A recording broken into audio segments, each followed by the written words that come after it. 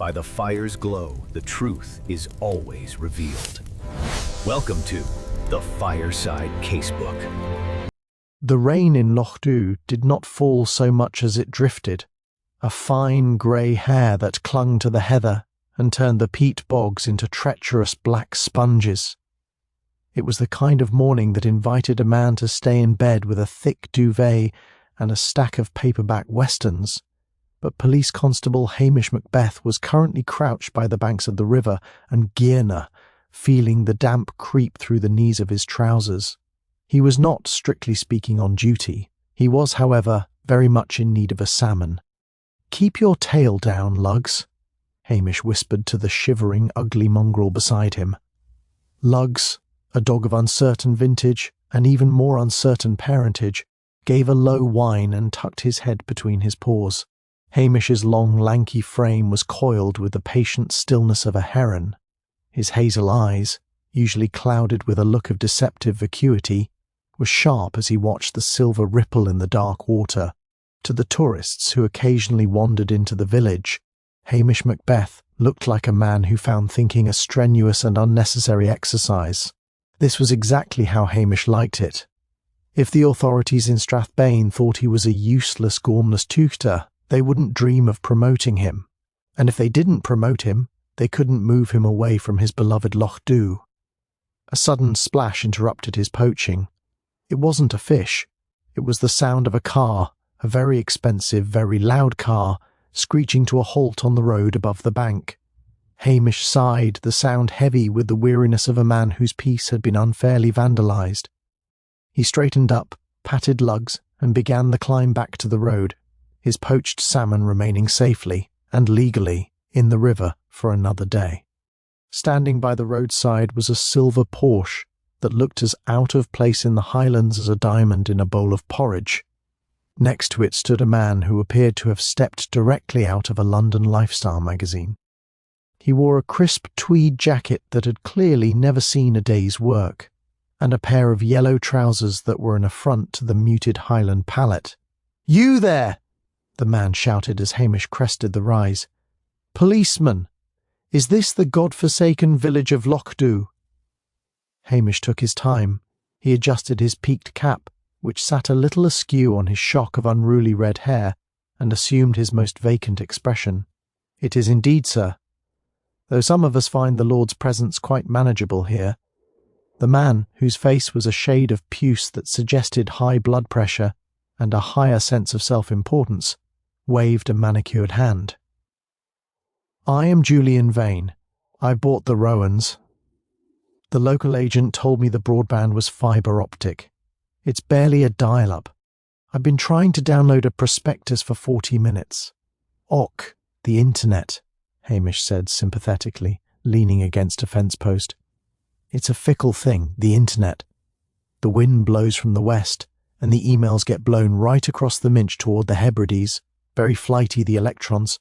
Vane stared at him, trying to decide if he was being mocked. Hamish's face remained a mask of polite, rustic stupidity. "I don't care about the wind," Vane snapped. "I'm an investment consultant. Time is money. I expect this village to provide the services I pay for. And another thing. There was a man sitting at the bus stop down the hill. He looked like a vagrant, ragged coat, staring into space. Disgraceful. It gives the place a slum-like quality. Do your job and move him along." "A man at the bus stop?" Hamish asked, his interest piqued. The bus to Inverness hadn't run for 3 hours, and the next one wasn't due until the evening. Yes, motionless. Eyes open like a dead fish. Probably on drugs, Vane sneered, climbing back into his Porsche. "See to it. I didn't move to the country to look at the great unwashed." The engine roared, and the silver car vanished into the mist, leaving behind the smell of expensive exhaust and a lingering sense of irritation. Hamish whistled for Lugs. "Well, boy, it seems we have a vagrant to move along. And here I was hoping for a quiet cup of coffee at the hotel." He began the walk down the winding road toward the village centre. Lochdubh sat huddled around the curve of the sea loch, its whitewashed houses looking like a row of teeth against the dark gums of the mountains. At the edge of the village stood the lone bus shelter, a draughty stone and timber affair that smelled of stale tobacco and damp wool. As Hamish approached, he saw the man Vane had described. He was sitting perfectly upright on the wooden bench. He wore a heavy, salt-stained overcoat and a flat cap pulled low. He wasn't moving. "Grand morning for a wait," Hamish called out, his voice friendly, but his eyes scanning the man's posture. The man didn't respond. Hamish reached the shelter and stopped. He didn't need a medical degree to see what was wrong. The man's eyes were indeed open, as Vane had said, staring blankly at the grey waters of the loch, but it wasn't the vacant stare of a dreamer or the glazed look of a drunk. It was the fixed, glassy stare of someone who was no longer there. Protruding from the man's chest, just above the heart, was the handle of a small, delicate silver letter opener. It looked absurdly dainty against the heavy wool of the coat, like a piece of jewellery pinned to a corpse. Hamish let out a long, slow breath. His day was officially ruined. There would be no poached salmon, no quiet coffee, and worst of all, the peace of Lochdubh was about to be invaded by the loud, thumping boots of the Strathbane Criminal Investigation Department. "Stay, Lugs," Hamish murmured, looking down at the dead stranger. "It seems someone has delivered a letter that this poor soul didn't want to read." Hamish Macbeth stood by the bus shelter, the drizzle now turning into a persistent, soaking rain that seemed determined to seep into his very marrow. He had cordoned off the area with a bit of old rope he'd found in the back of his Land Rover, police tape being a luxury the Strathbane headquarters rarely saw fit to waste on a one-man outpost. "Keep back now, Archie," Hamish said mildly to Archie McLean, who had appeared out of the mist with the uncanny speed of a Highland gossip, hearing the first whisper of a scandal. "Is he dead, Hamish?" Archie asked, peering over the rope with morbid fascination. "He looks terrible blue. Is it the drink, do you think, or the hypothermia?" "It's a silver letter opener in his chest, Archie," Hamish replied, his voice flat. "Unless he fell on it while opening his morning mail in a gale, I'd say it's a matter for the gentlemen in Strathbane."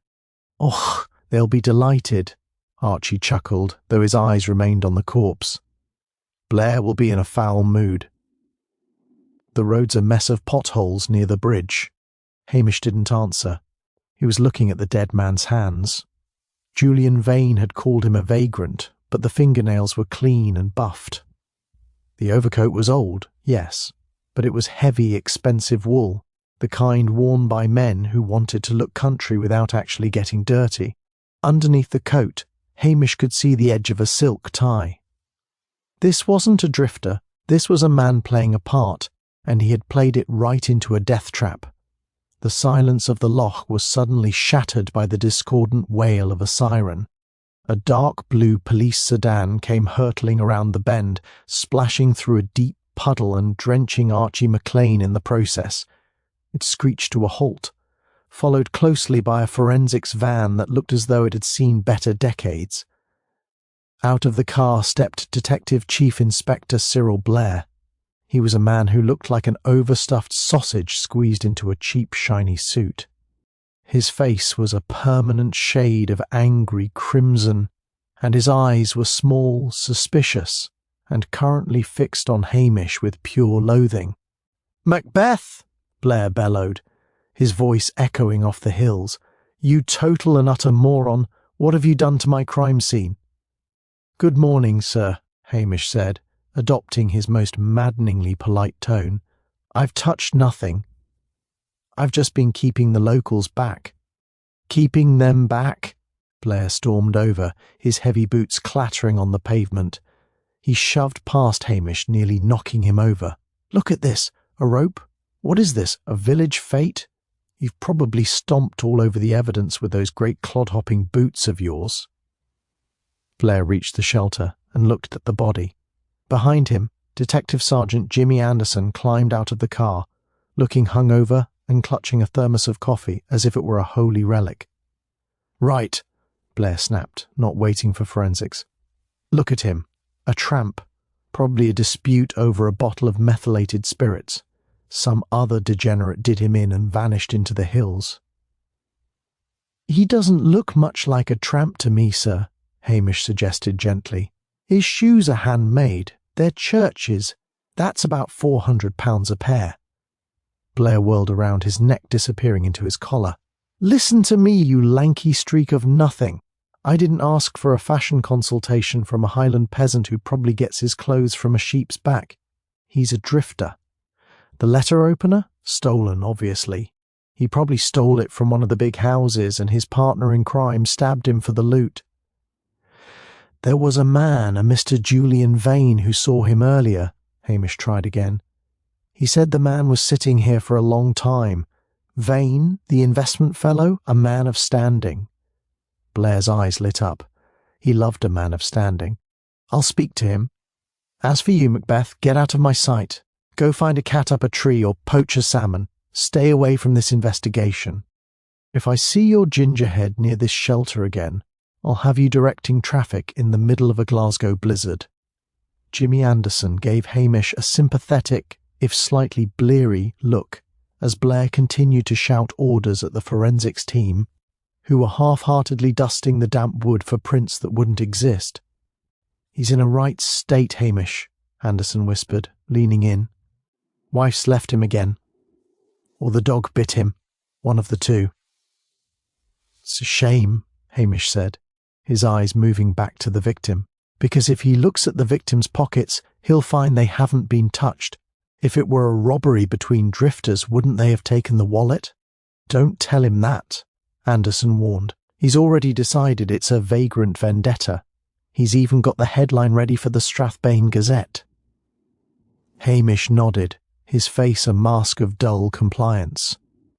"Of course, Jimmy, a vagrant vendetta. It's a very tidy theory." As Blair began barking at a constable to start a sweep of the nearby thickets, Hamish whistled for lugs and began to walk away. He looked, to any observer, like a man who'd been thoroughly cowed and dismissed. But as he walked, Hamish wasn't thinking about tramps or methylated spirits. He was thinking about why a man in £400 shoes would sit in a cold, wet bus shelter in the middle of nowhere, waiting for a bus that wasn't coming, only to be killed with a weapon as delicate as a lady's trinket. "Come on, lugs," Hamish murmured. "Let's go see Mrs. Wellington at the manse. I believe she mentioned she was baking scones this morning, and Mrs. Wellington always knows who has been visiting the big houses lately." The investigation in Blair's mind was already closing. In Hamish's mind, it hadn't even begun to brew. Hamish Macbeth did not believe in rushing an investigation, particularly when the rain was beginning to turn into a steady, freezing downpour. While DCI Blair was busy shouting at the gorse bushes and DS Anderson was likely trying to find a discreet place to vomit up his morning hangover, Hamish made his way to the manse. The manse was the home of the local minister, Mr. Wellington, but it was ruled with an iron whisk by his wife. Mrs. Wellington was a woman of formidable character and even more formidable baking skills. She also possessed a telepathic connection to the village grapevine that would have made the secret services weep with envy. Hamish knocked on the kitchen door, his face arranged in a look of damp, pathetic hunger. "Oh, Hamish Macbeth!" Mrs. Wellington sighed, opening the door and taking in his sodden state. "You look like something the cat dragged in and then the dog refused to eat. Come in, man, wipe your feet and don't let that flea-bitten creature of yours onto the rug." "Thank you, Mrs. Wellington," Hamish said humbly, stepping into the warmth of a kitchen that smelled gloriously of flour and sugar. "It's a heavy day. A terrible thing happened down at the bus shelter." "We know all about it," she snapped, already sliding a plate of warm scones onto the scrub pine table. "Archie McLean was past here 10 minutes ago. He says the man was stabbed with a silver skewer. A foreigner, he said." "A stranger, certainly," Hamish corrected, reaching for the butter. "Blair thinks he's a vagrant." Mrs. Wellington let out a sound like a steam engine venting pressure. "A vagrant in handmade Italian shoes? Archie saw them too. If that man was a vagrant, then I'm the Queen of Sheba. He was at the church gates yesterday evening, Hamish, looking at the gravestones." Hamish paused, a buttered scone halfway to his mouth. At the gravestones, you say? Was he looking for someone? He was looking at the old Mackenzie plot, she said, sitting down across from him with a cup of tea. I asked him if I could help him, and he was very polite, too polite. You know the type. English, well-spoken, the kind of voice that sounds like it's been rubbed with velvet and dipped in gin. He said he was just admiring the masonry. Masonry? In Lochdubh, the stones are covered in lichen and half-toppled. Did he give a name? No, but he was asking about the Rowans. He wanted to know if the new owner had moved in yet. Hamish chewed slowly. Julian Vane, the man with the Porsche and the silver letter opener's worth of personality. The very same, Mrs. Wellington sniffed. Vane has been making a nuisance of himself at the shop, complaining that we don't stock organic avocados. Organic avocados in February. I told him he'd be lucky to find a potato that wasn't mostly mud. Hamish finished his scone and accepted a second. And this stranger, did he seem afraid of Mr. Van? Not afraid, determined. He looked like a man who had come a long way to settle a very old debt. Hamish thanked her, pocketed a third scone for lugs, and headed back out into the rain. His next stop was the post office and general store. Mrs. Kennedy, the postmistress, was currently engaged in a heated debate with a tourist about the price of stamps, but her eyes lit up when she saw Hamish. Hamish, have they arrested the killer yet? I heard it was a ritual sacrifice. Not quite, Mrs. Kennedy, Hamish said, leaning over the counter. I'm just wondering, did a gentleman come in here recently? Tall, grey hair, wearing a dark overcoat. He might have been looking for a letter or perhaps a place to stay. Mrs. Kennedy leaned in, her voice dropping to a conspiratorial whisper. He was here yesterday afternoon. He didn't want a room. He wanted to know who had owned the Rowans before the bank repossessed it. I told him it was the old Farquharson sisters, poor souls, but he wasn't interested in them. He wanted to know about the man who lived there in the 80s, a Mr. Peter Henderson. Hamish frowned. I don't remember a Peter Henderson at the Rowans. That's because you were just a laddie, Hamish. He was only there for a year. A quiet man. Very wealthy, they said. Then one night he just vanished, left the keys in the door and the lights on. The bank eventually took it over, and it sat empty for years until Vane bought it. And the stranger? What did he say when you told him about Henderson? Mrs. Kennedy shivered. He smiled. But it wasn't a nice smile, Hamish. It was the kind of smile a cat gives a mouse just before it snaps its neck. He said, So, the rat has finally come back to his hole, even if he's changed his name. Hamish straightened up. The pieces were beginning to rattle around in his head. A man who wasn't a vagrant, looking for a man who wasn't there, killed by a weapon that belonged on a desk in a fancy office. He stepped out of the post office and saw DCI Blair's car speeding toward the hotel. Blair would be looking for a lunch he could expense to the taxpayer. Hamish, meanwhile, was looking toward the hill where the Rowans sat, brooding and modern, overlooking the loch. The rat in the hole, Hamish muttered to Lugs. I think it's time we had another chat with Mr. Julian Vane, but first I think I see Priscilla Halberton Smythe's car at the hotel. And Priscilla always has a way of knowing the secrets of the big houses that Mrs. Wellington can't reach. The Lochdubh Hotel was a draughty Victorian pile that smelled eternally of floor wax, wet wool, and the faint, sweet ghost of spilled sherry. As Hamish pushed through the heavy oak doors, he was greeted by the sight of DCI Blair in the dining room, red-faced and roaring at a terrified waitress, because his soup was too orange. Hamish steered Lugs toward the residence lounge, a quieter sanctuary of velvet armchairs and fading hunting prints. There, framed by the tall window and the grey light of the loch, sat Priscilla Halberton Smythe. She was as cool and elegant as a mountain stream, her blonde hair pulled back in a way that managed to look both effortless and prohibitively expensive. She was reading a broadsheet newspaper, a silver pot of tea at her elbow. You look particularly bedraggled today, Hamish, she said without looking up. Is the crime rate in Lochdubh finally catching up with you? Or did you just fall in the river?" "A bit of both, Priscilla," Hamish sighed, sinking into the armchair opposite her. Lugs immediately collapsed onto the rug, releasing a pungent aroma of damp canine. "Blair is here.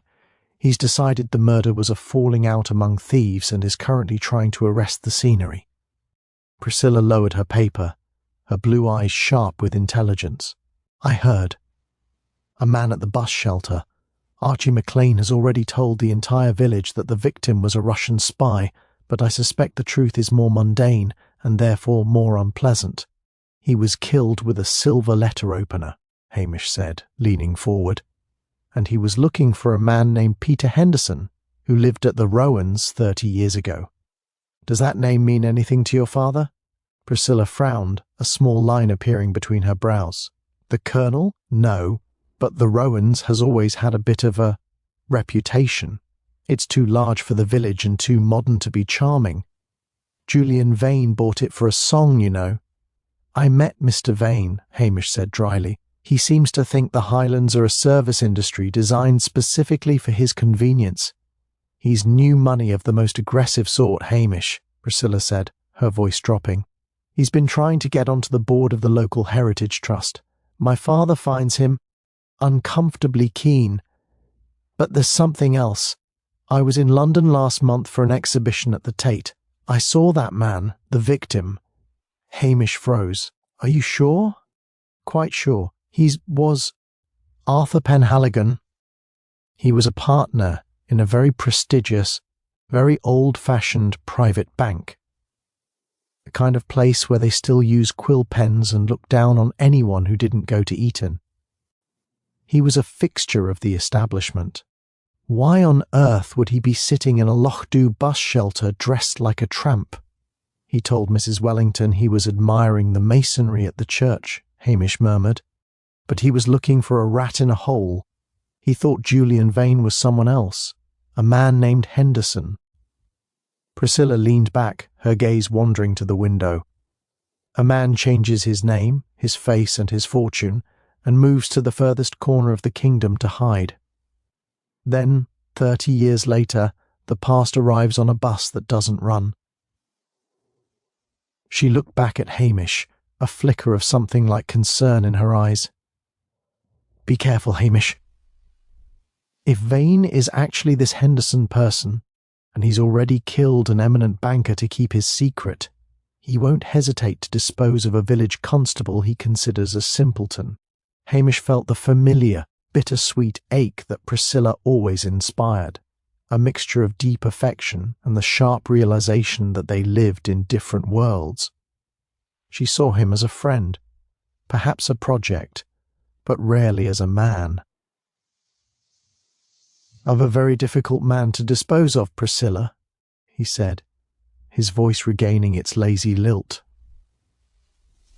"Mostly because I'm usually not where I'm supposed to be. Speaking of which, Blair will be looking for me to do his paperwork. I don't suppose you've seen a way out of here that doesn't involve the dining room?" Priscilla smiled, a rare, genuine expression that reached her eyes. "The service stairs behind the bar. And Hamish, yes? Arthur Penhaligon was a man of immense habit.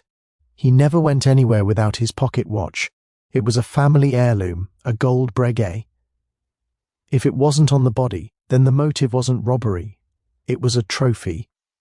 Hamish nodded, a cold stone settling in his stomach. He hadn't seen a watch on the victim. He hadn't seen a wallet either, but the lack of a watch felt more personal. "Thank you, Priscilla. You're a mine of information as always. And you're a rogue, Hamish Macbeth. Now go, before Blair finds someone else to scream at." Hamish and Lugg slipped out the back way, the Highland wind whipping against them as they stepped into the alley. The case was no longer a vagrant vendetta. It was a collision between a high-stakes past and a brutal present. As he walked, Hamish realised he needed to see Julian Vane again, not as a policeman asking questions, but as a stupid toigter offering to fix a leak or sell a brace of poached grouse. He needed to see inside the Rowans. The Lochdubh police station, a small, sturdy building that also served as Hamish's home, was currently vibrating with the force of DCI Blair's triumph. It was a sound Hamish usually associated with a low-flying jet or a landslide. "I've got him, Macbeth, handed to me on a silver platter despite your total lack of assistance," Blair roared, pacing the small office. He was clutching a plastic evidence bag containing a silver-handled fruit knife. Geordie McNabb, the village drunk, the village thief, and now the village murderer. Geordie McNabb sat on a hard wooden chair, looking like a cornered rabbit that had spent the last hour being shouted at by a very angry bull. His eyes were wide and watery, and his hands were trembling so violently they rattled against his knees. "I didn't do it, Hamish," Geordie wailed. "I found that knife in the ditch near the hotel. I thought it might be worth a dram or two at the bar." "Silence!" Blair screamed, leaning into Geordie's face. "We found the matching set in the library of the Rowans. Mr. Vane confirmed they were stolen 3 days ago. You broke in, stole the silver, and when that poor man at the bus stop saw you with the loot, you silenced him. It's open and shut. Anderson, get the cuffs." Jimmy Anderson, who looked like he wanted to be anywhere else, preferably somewhere with a large gin and tonic, hesitated. "Sir, Geordie's been in the village all morning. Mrs. Galloway says he was—" "I don't care what some senile old biddy says." Blair's face was now a shade of purple that matched the Highland heather in autumn. "He's a tuctor, he's a thief, and he's going down for this. Macbeth, get out of the way." Hamish, who had been leaning against the doorframe appearing to be deeply interested in a loose thread on his sweater, finally spoke. "It's a grand theory, sir. Very professional. It's just... there's a small matter of the paint." Blair spun around. "The what?" "The paint, sir," Hamish said, his voice slow and apologetic, as if he were explaining something to a particularly dim child. "Geordie here spent the entire morning painting Mrs. Galloway's garden fence. It's that bright Highland fern green. You can see it all over his fingers. So, he's a messy worker. What's that to do with a murder?" "Well, sir," Hamish continued, "if Geordie had stabbed Mr. Penhaligon— that's the victim's name, by the way— he would have had to grip the man's heavy wool overcoat to steady him, or at the very least his hands would have brushed the fabric. I took a very close look at the victim's coat before you arrived, and there wasn't a speck of green paint on it. Not a smudge." Blair blinked. He looked at Geordie's hands, which were indeed stained a vivid, sickly green. Then he looked at the silver fruit knife in the bag. "Furthermore," Hamish added, "that knife in the bag is a fruit knife. It's blunt on one side. The wound in the victim was made by a letter opener, sharp on both edges, very narrow. If you try to fit that fruit knife into the wound, sir, it'll be like trying to put a foot into a glove. It just won't go. I'll decide what goes where," Blair bellowed, though some of the steam had clearly left his whistle. "And there's the matter of Geordie's thumb," Hamish said, pointing a long finger. Everyone looked at Geordie's right hand. Geordie had lost the top half of his thumb in a disastrous encounter with a lawnmower 3 years prior. The killer had to drive that letter opener through a thick wool coat, a suit jacket, and a shirt, straight into the heart, Hamish explained softly. To do that with a thin, slippery silver handle, you'd need a very strong, very complete grip. Poor Geordie can barely hold a paintbrush, let alone drive a needle-thin blade through 4 layers of clothing with surgical precision. Blair's silence was heavy and dangerous. He hated being wrong, but he hated being corrected by Hamish Macbeth even more. He looked at Geordie, then at the knife, then back at Hamish. "Fine," Blair spat. "So the local idiot didn't do it." "That just means we're back to a professional hit. Someone followed the banker from London. A city crime, nothing to do with this mud hole of a village." "I'm sure you're right, sir," Hamish said, his eyes going vacant again. "A professional hit. Very sophisticated. I'll just go and see if I can find anyone who saw a professional getting off the bus that doesn't run. Do that, and stay out of my hair." Blair grabbed his coat and stormed out. followed by a relieved-looking Anderson. Once the door slammed shut, Geordie let out a sob of relief. "Thank ye, Hamish. I thought I was headed for the Barlinnie for sure." "Get home, Geordie," Hamish said, his face turning serious. "And stay there. And for heaven's sake, wash your hands. That green is an eyesore." As Geordie scrambled out, Hamish stood alone in the office. He knew Blair was wrong about the professional hit. The crime wasn't professional. It was deeply personal. It was about the Rowans, and the man who lived there now, and the man who had vanished from there 30 years ago. The letter opener hadn't been stolen by Geordie. It had been planted to be found. And Julian Vane, the arrogant Sassenach with the expensive car, was suddenly looking less like a victim of a burglary, and more like a man who was very good at tidying up his past. The climb to the Rowans was a steep, lung-burning trek that Hamish Macbeth usually avoided, unless there was a direct threat of arson or a very high probability of being offered a dram of malt whisky. Today, however, he had a brace of plucked grouse, illegally acquired, of course, swinging from his hand.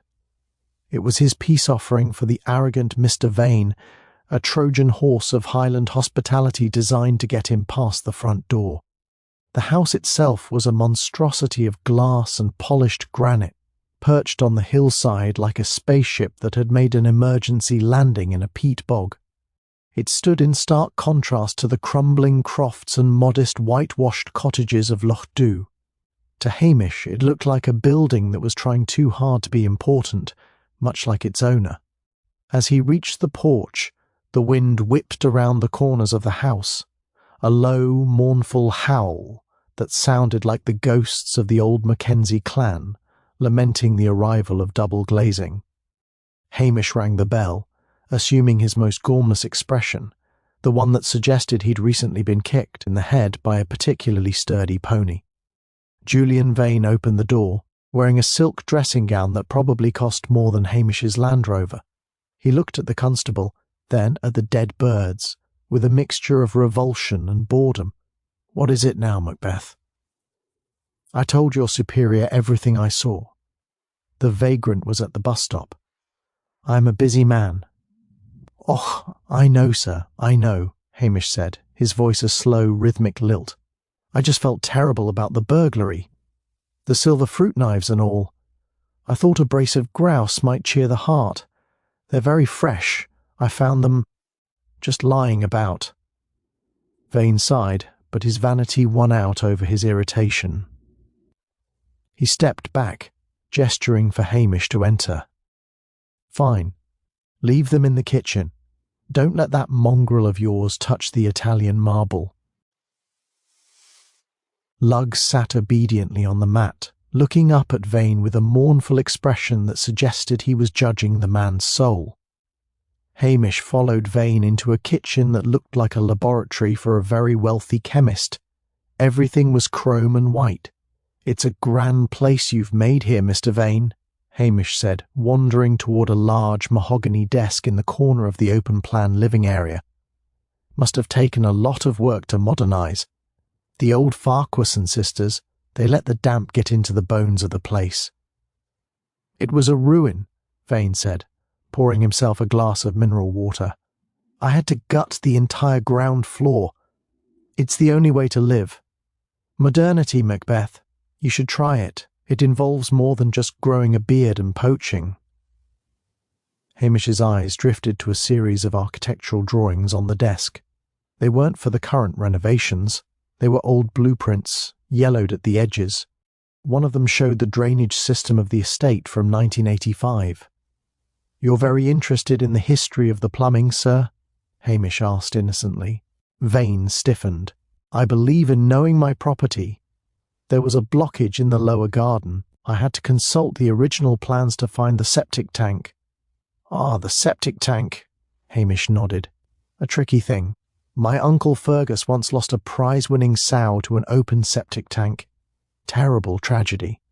But Mrs. Kennedy at the post office, she was saying the man who lived here back then, a Mr. Henderson, he was very particular at the garden.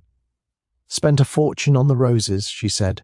Vane's hand trembled slightly as he set the glass down. I wouldn't know. I bought this from a bank, not a person. Of course, Hamish said, moving closer to the desk. His hazel eyes caught something. Tucked into a leather blotter was a small gold object. It wasn't a letter opener.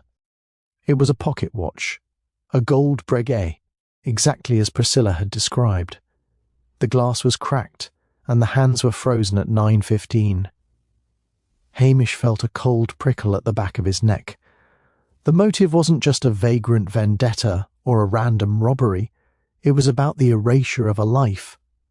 Arthur Penhaligon hadn't come to Lochdubh to see the scenery. He had come because he had finally tracked down the man who had vanished 30 years ago with the bank's assets, Peter Henderson. He hadn't expected to find Henderson living as Julian Vane, a respected investment consultant in a remote Highland village, and Vane, or Henderson, couldn't afford to have his past walk into the Lochdubh post office. "You have a very fine watch there, sir," Hamish said, pointing to the blotter. "Is it an heirloom?" Vane moved with a sudden predatory quickness, sliding his hand over the watch. His face, usually so composed and arrogant, was now a mask of cold, sharp fury. The Sassenach charm had evaporated, leaving behind a man who looked capable of a great deal more than just bad investment advice. "It's a family piece, Macbeth. Now I think you've stayed quite long enough. I have a conference call with Zurich." "Right you are, sir," Hamish said, backing away with a clumsy, apologetic nod. "I'll just take my dog and be on my way. Enjoy the grouse. They're best roasted with a bit of streaky bacon." As Hamish stepped back out into the rain, his mind was racing. He didn't have DNA, and he didn't have a confession. He had a stolen watch, and a man with a motive that stretched back 3 decades. But he knew Blair wouldn't listen. Blair wanted a professional hit or a local thief. He would never believe that a wealthy man like Vane would ruin a silk dressing gown by stabbing a banker at a bus stop. The crime was petty because it was born of fear.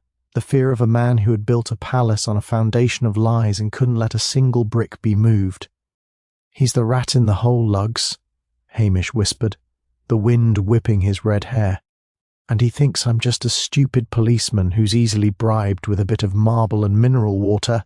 He thinks he's safe because he's rich, and I'm just a Highland peasant."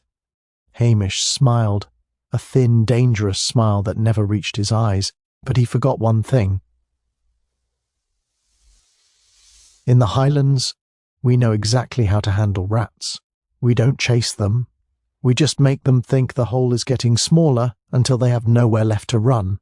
The following morning, the rain had ceased, leaving Lochdubh wrapped in a thick, claustrophobic blanket of white fog. It was the kind of mist that muffled sound and turned familiar landmarks into ghostly silhouettes. Hamish Macbeth, however, was not tucked away in his station with a pot of coffee. Instead, he was standing in the middle of the village square, leaning heavily on a brand-new, remarkably shiny shovel. Beside him, Archie MacLean was watching with an expression of deep suspicion. "What are you doing with that thing, Hamish? You haven't done a day's manual labour since the great snow of '93. Hamish sighed, a long, theatrical sound of a man burdened by great responsibility. He looked around shiftily, ensuring, quite loudly, that no one was listening, which in Lochdubh was the equivalent of a town crier's bell. "It's a secret, Archie. A terrible, dark secret I shouldn't even be telling you," Hamish whispered, loud enough for Mrs. Kennedy to hear through the open door of the post office. "A secret? About the murder?" Archie's eyes practically bugged out. "Aye," Hamish nodded solemnly. "You see, DCI Blair thinks he's so clever, but he missed the most important thing. I found a notebook tucked into the lining of that dead man's coat. A journal, Archie, written in some kind of bank code." Across the street, a silver Porsche slowed down to a crawl, its engine a low, predatory purr in the fog. Hamish didn't look up, but he felt the hair on the back of his neck prickle. "A journal!" Archie exclaimed. "What does it say?" "I've only translated a bit," Hamish said, leaning in closer, "but it mentions the Rowans, It seems our victim, Mr. Penhaligon, knew exactly what happened to Peter Henderson 30 years ago. He wrote that the evidence of the theft and something about a permanent silence was buried right under the old sundial in the garden. He was going to confront the man today, but he was killed first. The silver Porsche accelerated suddenly, disappearing into the mist toward the hill. "So why the shovel?" Archie asked. "Because Blair is coming back tomorrow morning with a team of diggers from Inverness," Hamish said, sounding disgruntled. "He's going to tear up the whole garden.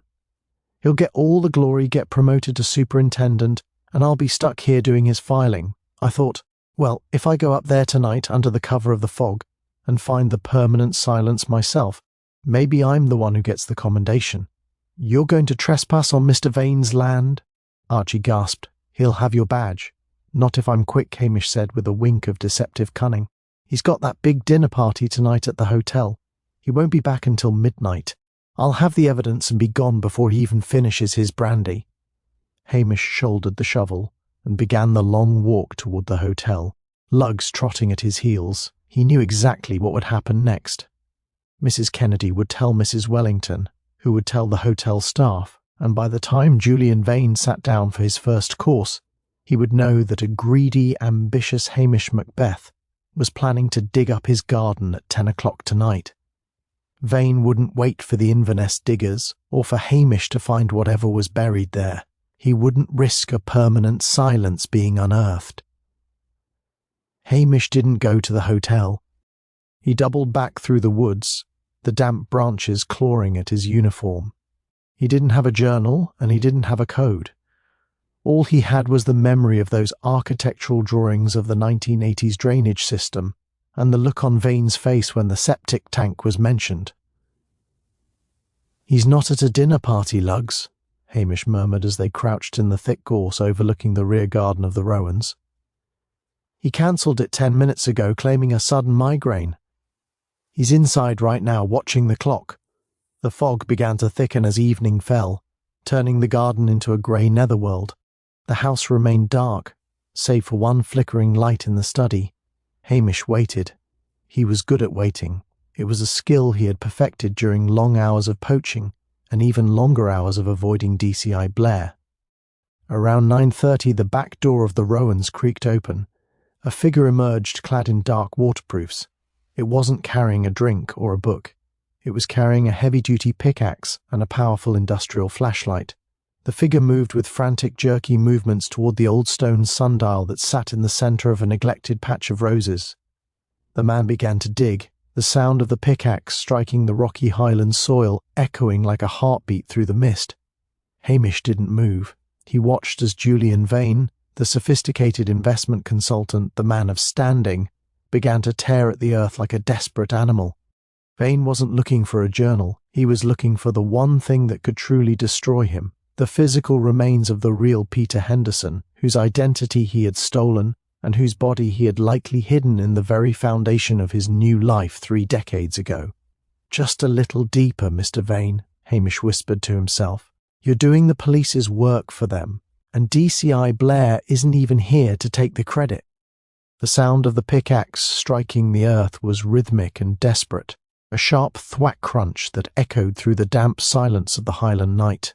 Julian Vane was no longer the polished, arrogant investment consultant who looked down on the great unwashed. His expensive waterproofs were smeared with black peat. His face was a mask of strained, sweaty terror, and his breath came in ragged, sobbing gulps. He had cleared away a large patch of the overgrown rose garden, moving with the frantic energy of a man trying to outrun a ghost. Finally, the pickaxe struck something that didn't sound like stone or soil. It was a hollow, dull thud. Vane dropped the pickaxe and fell to his knees, clawing at the dirt with his manicured fingers.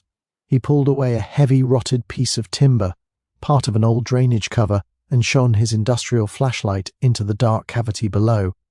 "Looking for a journal, Mr. Vane?" a soft, lilting voice asked from the fog. "Or were you just checking on the masonry?" Vane let out a strangled yelp and scrambled backward, nearly falling into the hole he had just uncovered. He swung the flashlight around, the beam cutting a violent path through the mist until it landed on the tall, lanky figure of Hamish Macbeth.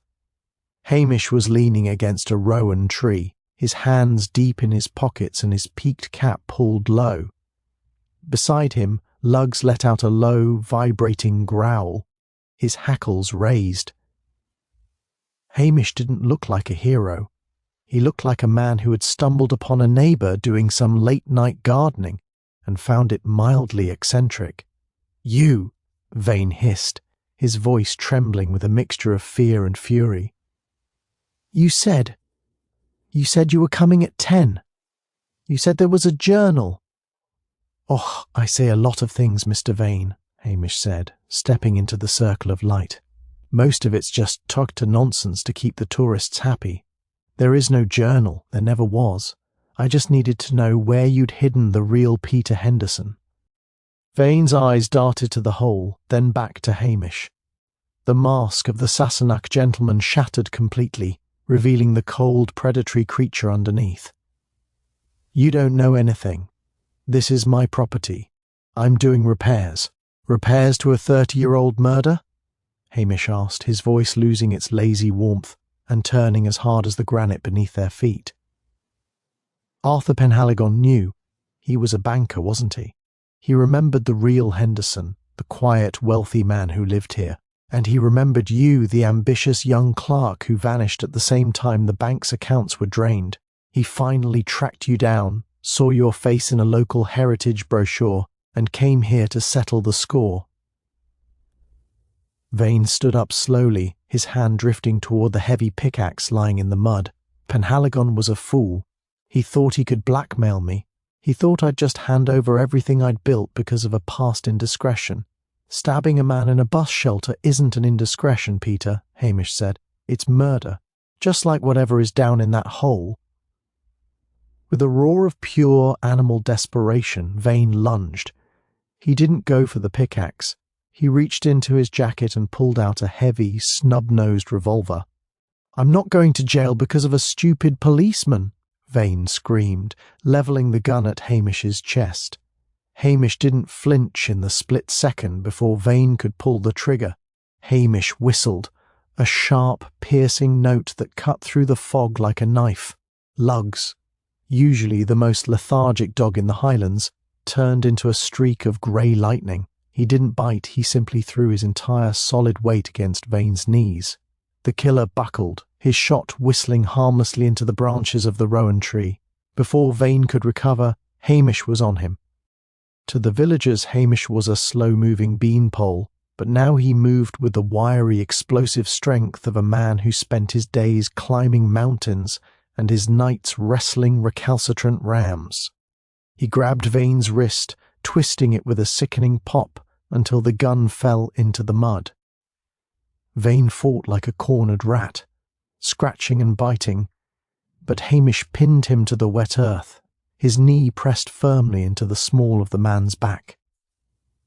"Easy now, Peter," Hamish panted, his face inches from Vane's. "You're ruining that lovely jacket, and I'd hate for you to get a chill." "Let me go," Vane thrashed, his voice cracking. "I have money. I can make you rich, Macbeth. More than you'll ever make in this pathetic village." "Oh, I'm already rich," Hamish said, reaching for his handcuffs. "I have a roof that only leaks in a gale, a dog that likes me, and a pot of stew waiting at home. What would I do with more than that?" He clicked the cuffs shut with a satisfying metallic snap. Vane slumped into the mud, the fight going out of him as he looked into the dark hole where the bones of the man he had replaced lay waiting for the light. "You're a fool," Vane whispered, his face pressed into the peat. "Blair will take the credit. You'll get nothing." Hamish smiled, a dry, sceptical expression that Vane couldn't see. "That, Mr. Vane, is exactly the plan." As the distant wail of sirens began to echo up the hill, Anderson having finally followed Hamish's anonymous tip, Hamish stood up and brushed the dirt from his uniform. He looked at the mess in the garden and sighed. "The things a man has to do for a bit of peace and quiet," he muttered to Lugs. "Come on, boy, Let's get out of the way before the professionals arrive to tell us how we did it all wrong. The blue lights of the police cars sliced through the Highland fog like neon sabres, casting long, rhythmic shadows against the granite walls of the Rowans. Hamish Macbeth stood by the rowan tree, his hands shoved deep into his pockets, looking for all the world like a spectator who had accidentally wandered onto the wrong film set. Beside him, Julian Vane, or Peter Henderson, as the records would soon reflect, sat in the mud, a broken man. The arrival of the real police seemed to have drained the last of his defiance. He stared at the dark hole in the rose garden with the hollow gaze of someone whose 30-year lie had finally collapsed under the weight of a few shovelfuls of peat. DCI Blair burst through the gate like a rogue rhinoceros, his face a spectacular shade of violet and his coat flapping behind him.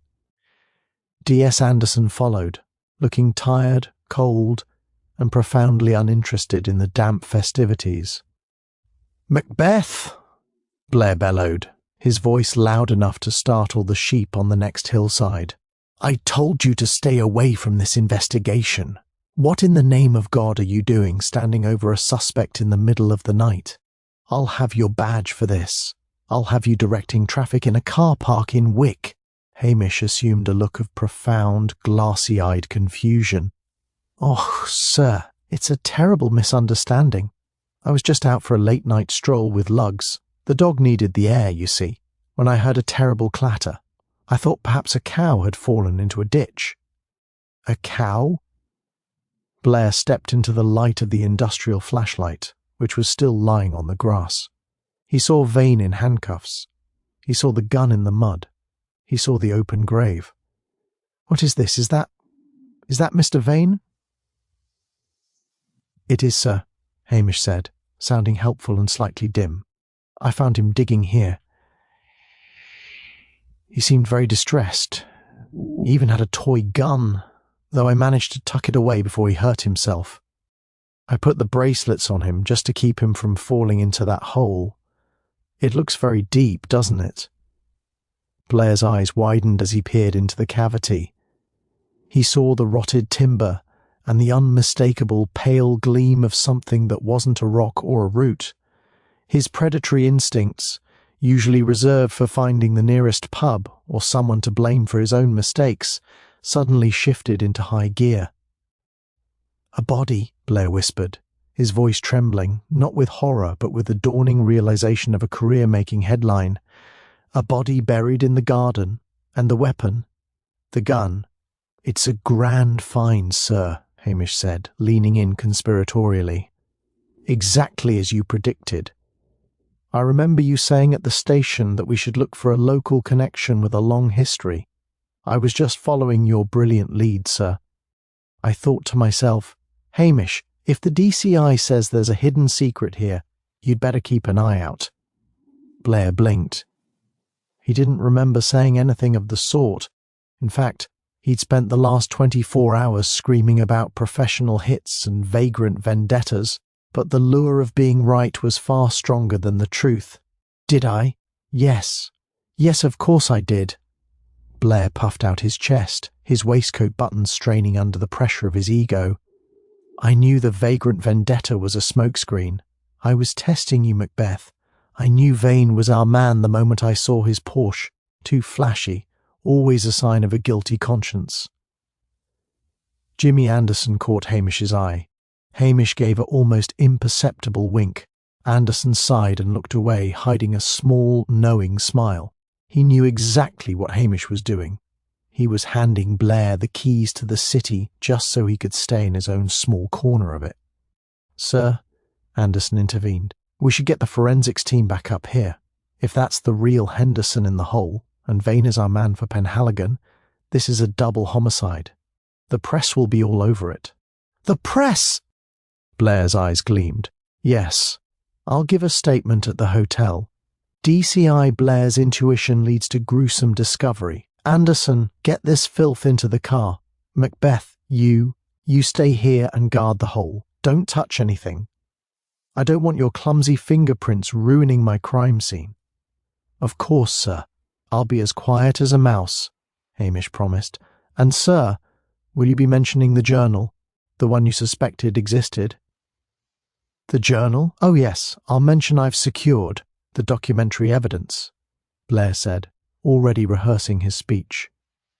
He grabbed Vane by the arm and hauled him toward the cars, shouting orders to the arriving constables as if he were leading a charge at Waterloo.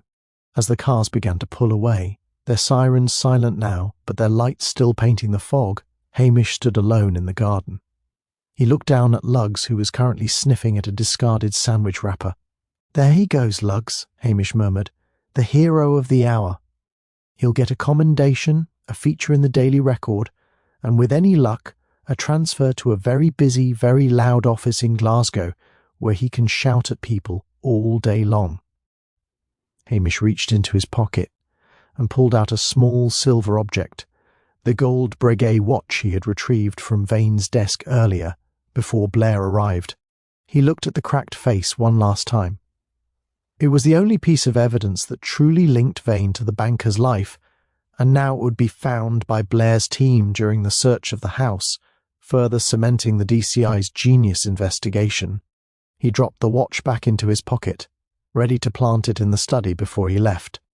"The village is quiet again, Luggs. No more Sassenachs with Porsches, and no more professional detectives from the city."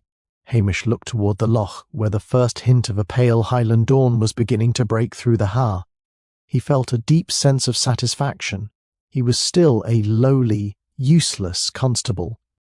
He was still poor, still lanky, and still likely to be yelled at by the next inspector who came through. But he was staying in Lochdubh.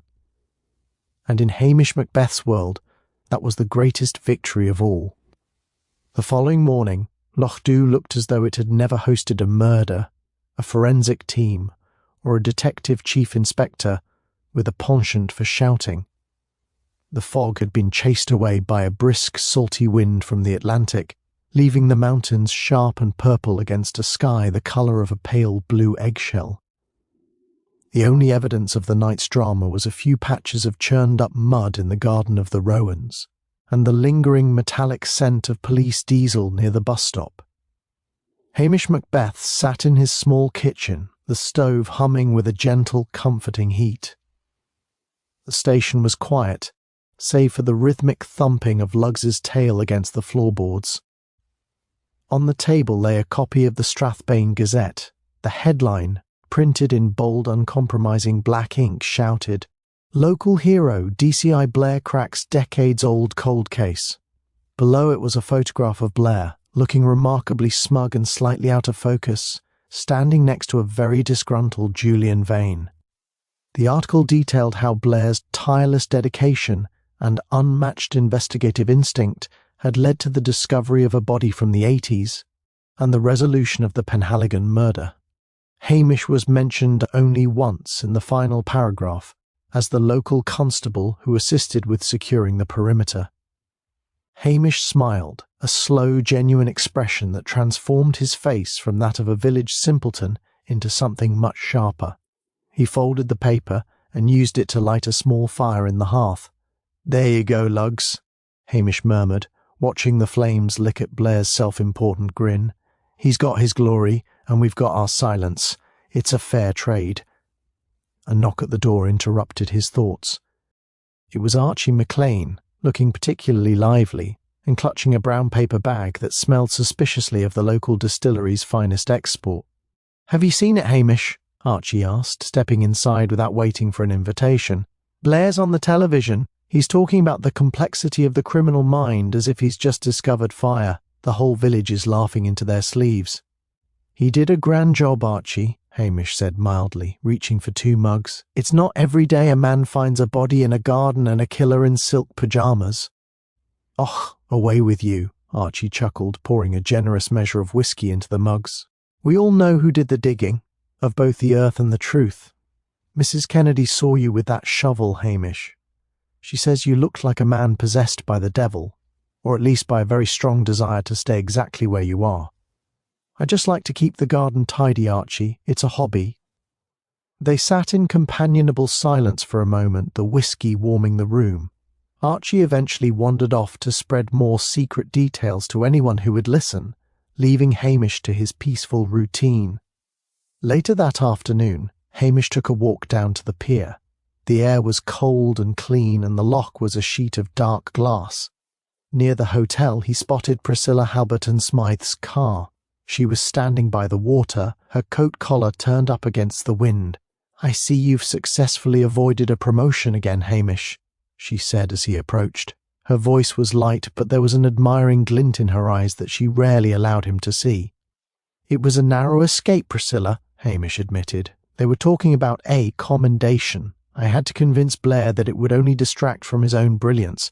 He was surprisingly easy to persuade." Priscilla looked out over the water toward the distant snow-capped peaks of the Hebrides. "My father is relieved. He says the village wouldn't be the same without its most inefficient policeman. He even suggested you come up to the big house for dinner next week.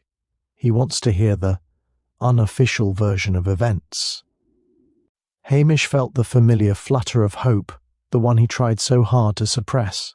"I'd like that, Priscilla, though I doubt the unofficial version is half as exciting as what Blair is telling the papers."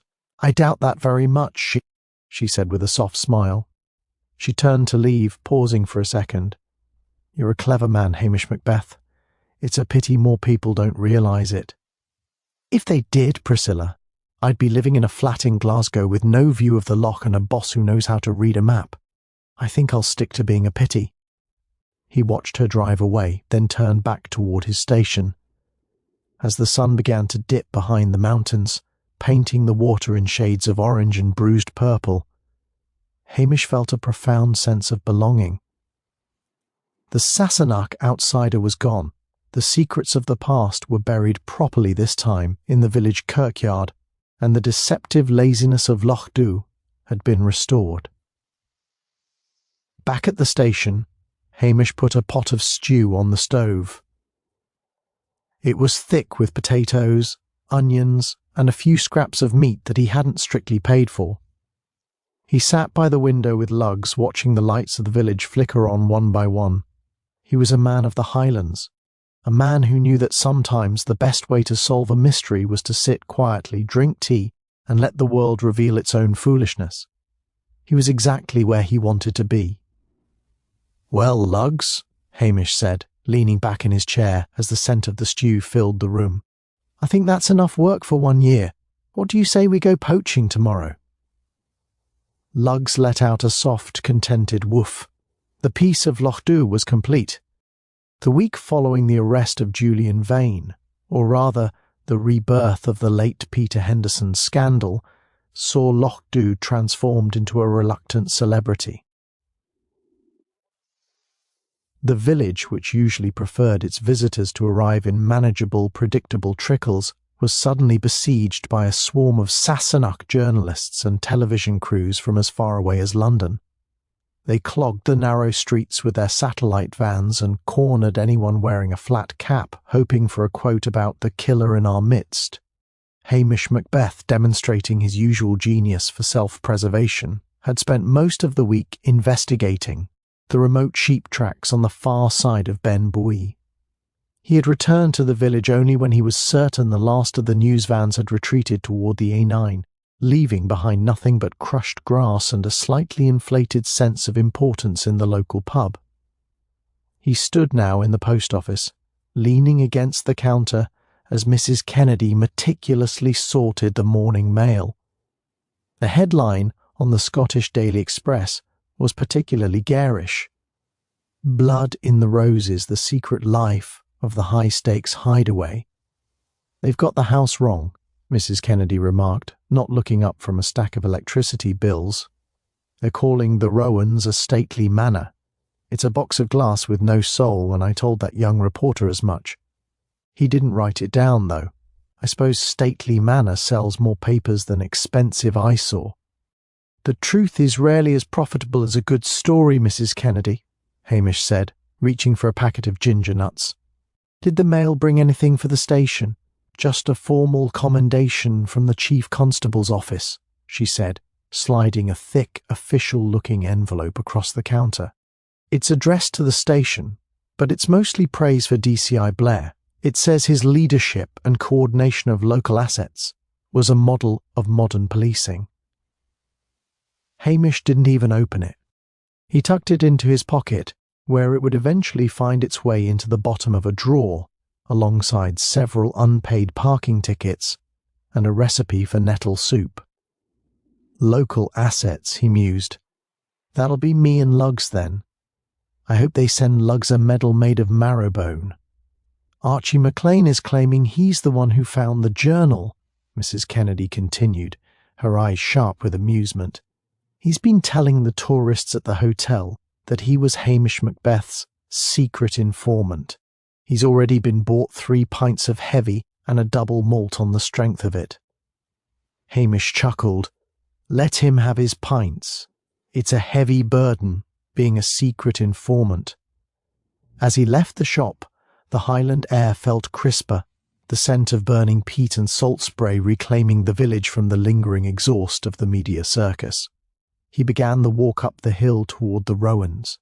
The house was now cordoned off with proper police tape, yellow and black, fluttering in the wind like a warning from a different world. The bank would repossess it again, no doubt, and it would sit empty until the next dreamer with a dark past or a too large bank account decided to hide in the north. He reached the garden where the struggle had taken place. The hole had been filled, though the earth remained dark and raw.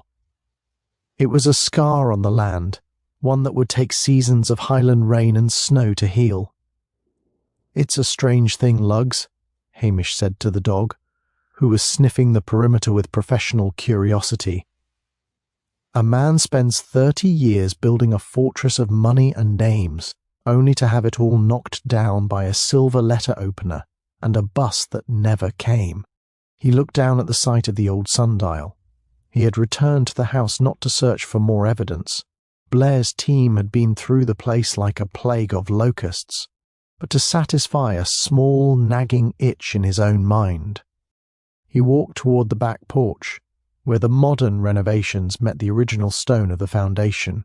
He knelt, his long fingers tracing the gap between a granite block and a new chrome drainage pipe.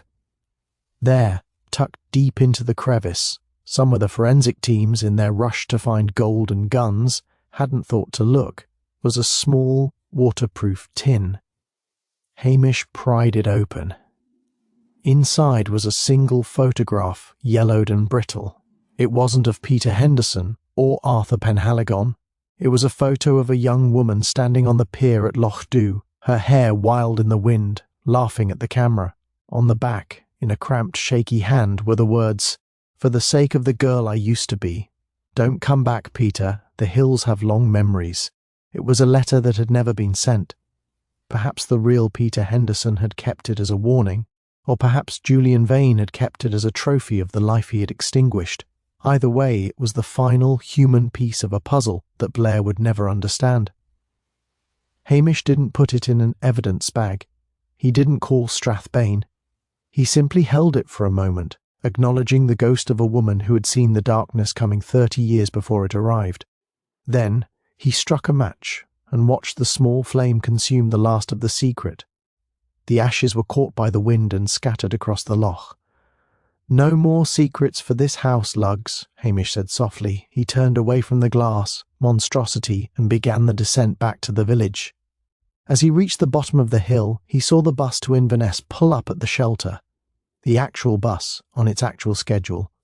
A few hikers got off, looking tired and happy, unaware that they were standing on the site of a murder that would be talked about in Lochdubh for the next 50 years. Hamish adjusted his cap, feeling the weight of the day settle comfortably on his shoulders. He had a pot of stew waiting, a dog that needed a walk, and a village that, despite everything, was still his to watch over. DCI Blair was likely already at a bar in Strathbane telling anyone who would listen how he had tamed the wild north. Hamish Macbeth, however, knew better. The north wasn't tamed, it just let you stay for a while if you played by its rules. And as long as he kept his head down and his eyes open, he figured he could stay as long as he liked. The Highlands have a way of absorbing drama as easily as the peat bogs absorb the winter rain. Within a fortnight, the Rowans murder had been relegated to the status of a local legend, something to be discussed over a third dram at the hotel bar, when the weather was too foul for fishing. The yellow police tape had been torn away by a particularly vicious gale from the Minch, and the house sat once again in its glass and granite silence, waiting for the bank's next move. Police Constable Hamish Macbeth sat in his kitchen, the familiar scent of wood smoke and damp dog fur providing a comfort that no London apartment or Glasgow boardroom could ever offer. On the stove, a large pot of stew, composed of carrots, onions, and a pair of rabbits that had sacrificed themselves near the old bridge, simmered with a rhythmic bubbling hiss. The post had brought a final letter from the Strathbane headquarters. It was not a promotion. In fact, it was a formal reprimand from a chief superintendent who had clearly been listening to DCI Blair's version of events. It cited procedural irregularities and a concerning lack of urgency in Hamish's initial reporting of the crime scene. Hamish read the letter twice, a slow smile spreading across his thin, weathered face. A reprimand was better than a medal. A reprimand meant he was considered unreliable, and a man considered unreliable was a man who was left exactly where he was. "Hear this, Lugs," Hamish said, leaning back and patting the dog's scarred head. "They say I lack initiative. It's a terrible thing to be so poorly thought of by the great minds in the city." Lugs let out a soft, appreciative growl, his eyes fixed firmly on the stew pot. A knock at the door signalled the arrival of Mrs. Wellington. She entered without waiting for an answer, carrying a basket covered with a checkered cloth. She took one look at Hamish's relaxed posture and let out a sharp, disapproving sniff. "I see you're back to your usual state of terminal lethargy, Hamish Macbeth. The papers are calling that man Blair a visionary, and here you are, looking like you've forgotten how to stand upright." "Oh, Mrs. Wellington," Hamish said, rising slowly to fetch a third chair. "The world has enough visionaries. What it needs is a few more people who know how to let a pot of stew cook properly. Will you stay for a bowl?" "I will not. I have the church committee at 4, she snapped, though she placed the basket on the table. "There are some bramble tarts in there. I suppose you'll share them with that animal." "I might give him a crumb," Hamish promised. "How is the village now that the circus has left?" "Quiet," she admitted, her expression softening just a fraction. "Vane's Porsche was towed away this morning. They say the bank is going to sell the contents of the house at an auction in Inverness. Archie McLean is already planning to buy the sundial, though what he wants with a stone that reminds him of a grave is beyond me." "Archie likes a bit of history," Hamish said. "Even the dark bits." "Well, the darkness is gone for now," Mrs. Wellington said, moving toward the door. "But don't you get too comfortable, Hamish. The Sassenachs will be back come spring, and they'll be looking for the quaint policeman who solved the murder. Try to look a bit more official when they arrive." "I'll do my best," Hamish lied. After she left, Hamish served himself a bowl of the thick, dark stew. He sat by the window, watching the light fade over the loch. The water was a deep, bruised indigo now, reflecting the first few stars of the evening.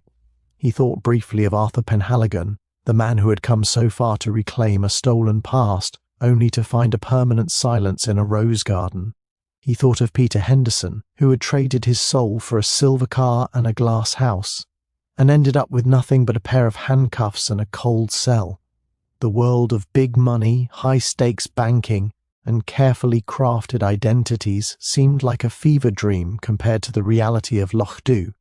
Here a man was known by his character, his word, and the way he treated his neighbours. You could change your name, but you couldn't change the way the wind felt on your face or the way the hills remembered your footsteps. Hamish finished his stew and poured a cup of strong black coffee. He felt a deep, quiet satisfaction. He had protected his village, he had seen justice served in his own peculiar way, and, most importantly, he had ensured that the door to his station would remain his own for at least another year. "Come on, Lugs," Hamish said, standing up and reaching for his old tweed jacket. "The moon is up, and I believe there's a certain salmon in the Anguerna that thinks it's escaped us." He stepped out into the crisp Highland night. The air was sharp with the scent of pine and salt, and the silence was broken only by the distant, rhythmic pulse of the sea loch against the stones. As he walked toward the river, his tall, lanky silhouette blending into the shadows of the rowan trees. Police Constable Hamish Macbeth looked exactly like what he wanted the world to see, a slow, lazy, and entirely unimportant village policeman. And as the lights of Lochdubh twinkled behind him, he knew that, in the Highlands, that was the most powerful thing a man could be.